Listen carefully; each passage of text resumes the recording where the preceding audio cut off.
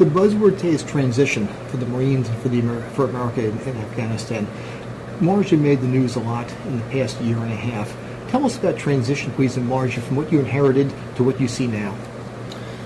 Of course, Marja was an ongoing fight when we got there. The brigade that was there in front of us under Brigadier General Nicholson had done a good job of securing key parts of the town, if you will. The town is actually a cluster of villages within a Marja district. While we were there, we took on the Marja problem in two ways. First of all, from a military perspective, from a Connecticut perspective, we pushed out into areas where we thought the insurgents were forming and assembling in order to conduct attacks within Marja. We took the fight to them in areas in which they previously had felt pretty safe and secure. That relieved some of the pressure off Marja.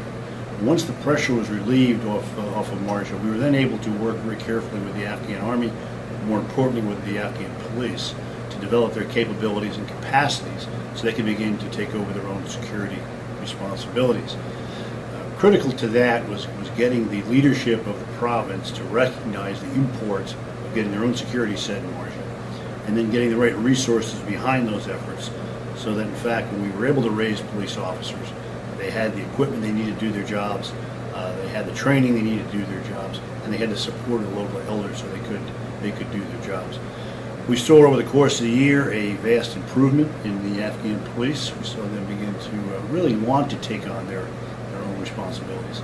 And we saw, more importantly, I think, an ability of the Afghan police to attract recruits from inside Marja, local boys, who previously had wanted nothing to do with the police. They saw the police as thugs, as opposed to being a protect and serve organization.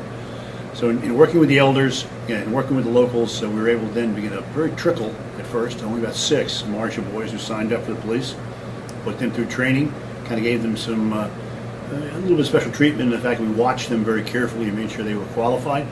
We put them back on the streets of Marja, and we monitored their behavior and their performance, and we were pleased with it. That allowed us then to expand our recruiting efforts, and to the point where, when I left in March of 2011, we had about 200 police officers in Marja, and almost half of them were actually local young men recruiting from the families in town.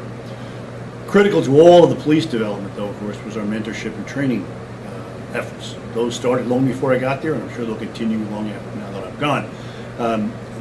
Critical there was to get small groups of Marines and small groups of civilian trainers into the local police stations to work with the police on a daily basis. Again, to monitor their performance, to encourage their performance, and to provide them with a safety net if things went wrong.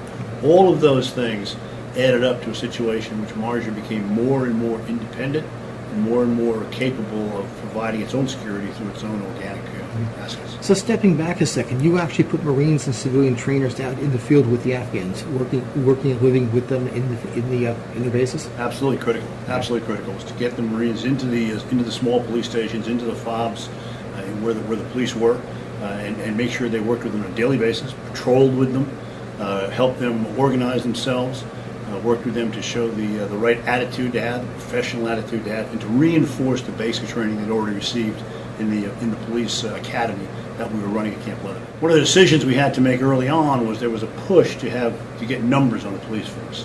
Within Helmand Province, they wanted about 10,000 police officers very quickly.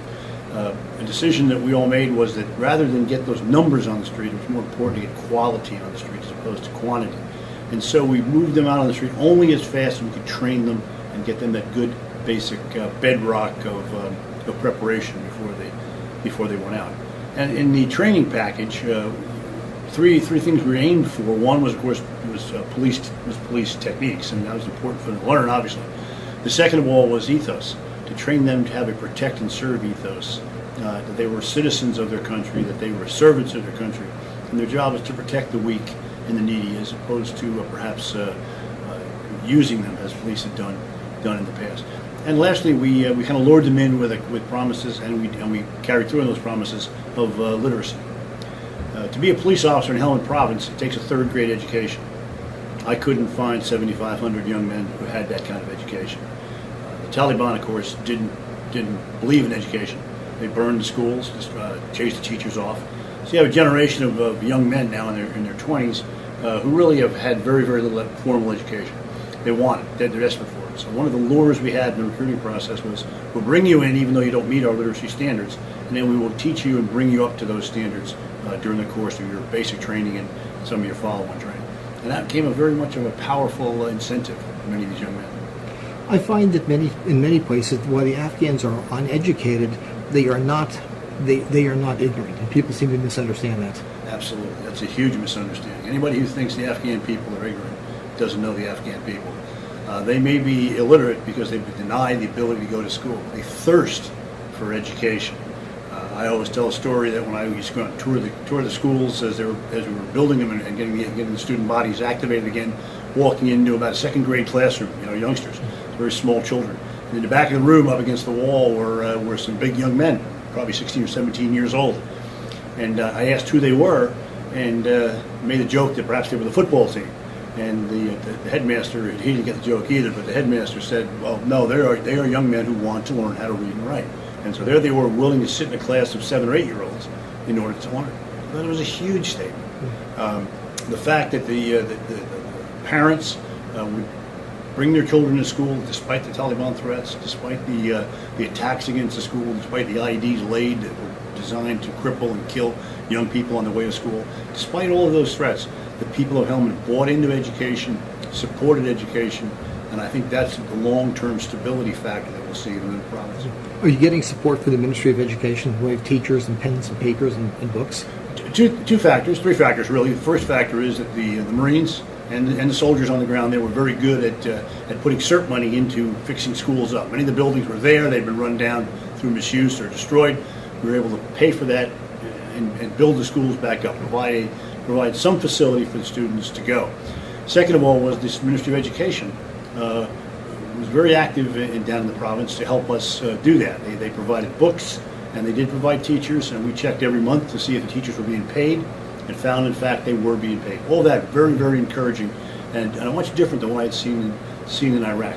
And lastly, we were able to enlist the support of several organizations back here in the States, Spirit of America and several others, who supported our education initiatives and provided us with books, with writing utensils, with all the things you need to make a classroom a classroom.